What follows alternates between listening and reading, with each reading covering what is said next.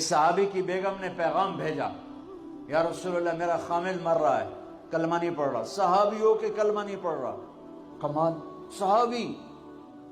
اب بھاگ کے گئے، ہم نے کہا بیٹا کلمہ پڑھ، پڑھوانے والے نبی، پڑھنے والا صحابی۔ کہا جی پڑھا نہیں جاتا، بول رہا ہے کلمہ نہیں پڑھا جا رہا۔ ہم نے کہا کیا ہو؟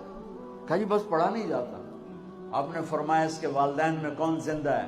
کہا جی ماں زندہ ہے۔ تو آپ نے کہا اس کی ماں کو بلاؤ، وہ ماں آ گئی۔ آپ نے فرمایا علقمہ کی ماں تو بیٹے سے ناراض تو نہیں؟ کہا جی میں ناراض ہوں۔ کہا تجھے کیا ناراضگی ہے؟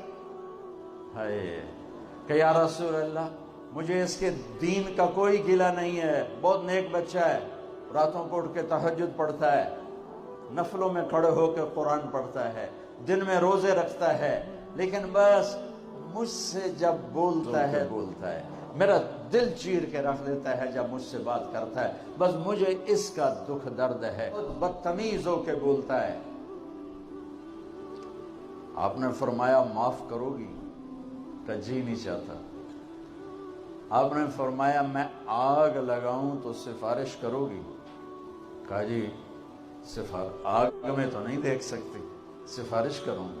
آپ نے فرمایا اگر تو نے معاف نہ کیا تو یہ مرتے ہی اللہ کی آگ میں جلے گا، یہ سیدھا اللہ کی آگ میں جائے گا۔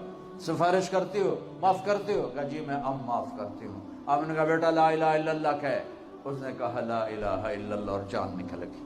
آپ نے اس کا جنازہ پڑھایا اور پھر اعلان کیا اس کی قبر پہ کھڑے ہو کر، جس نے ماں باپ کو دکھ دیا اس پہ اللہ کی لعنت، اس پہ فرشتوں کی، اس پہ زمین آسمان کی لعنت۔ ان کی نہ نماز قبول ہے، نہ روزہ قبول ہے، نہ صدقہ قبول ہے۔ ایک صحابی کی بیگم نے